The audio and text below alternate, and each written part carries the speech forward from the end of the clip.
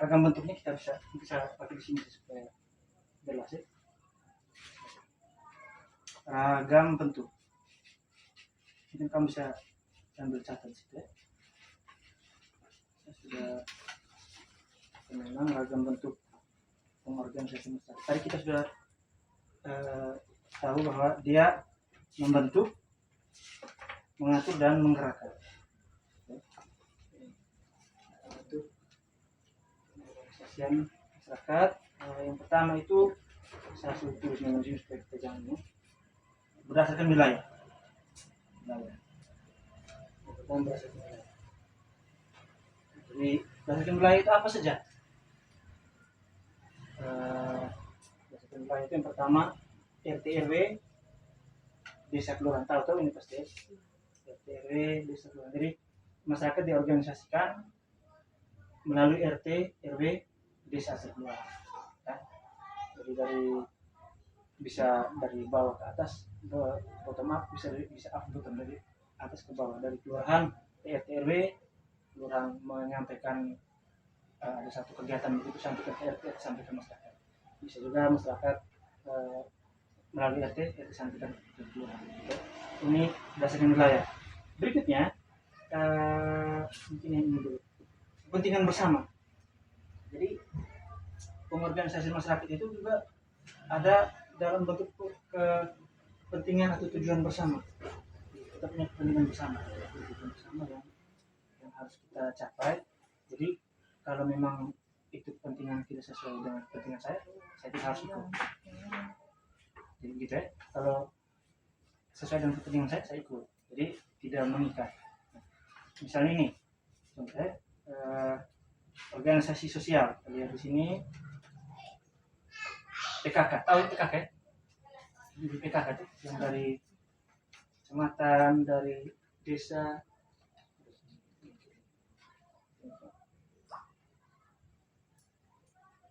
Nanti kamu bisa potong videonya. Saya ambil isolasi yang bagus.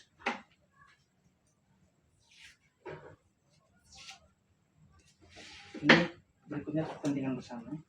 Yang bersama itu ada berbagai organisasi sosial ya. PKK, Karang Taruna, lalu kelompok tani, koperasi.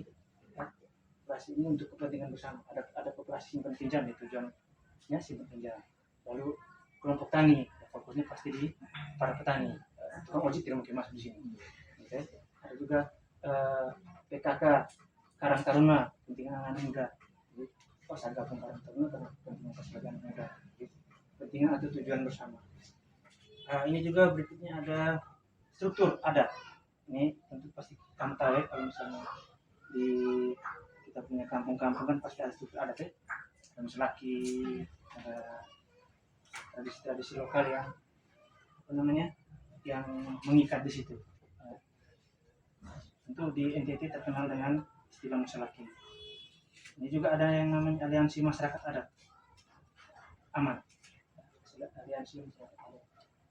Tapi fokusnya gini, Selaki ya.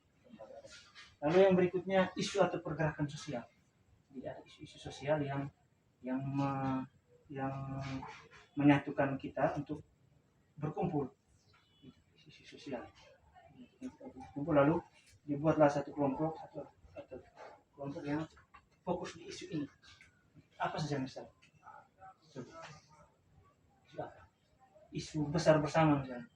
Yang ini isu bersama yang di Bejawa, di Ende sama. Gitu. Geothermal. Berarti isu apa geothermal itu? Masalah apa? Isu geothermal ini kan masalah apa yang kita? Masalah alam, lingkungan. Itu masalah kita bersama. Jadi di Bejawa ada, di Ende juga sama. Itu maksudnya kita sama-sama merasakan lingkungan kita sama. Jadi isu atau pergerakan sosial itu. Selain itu juga isu tentang perempuan.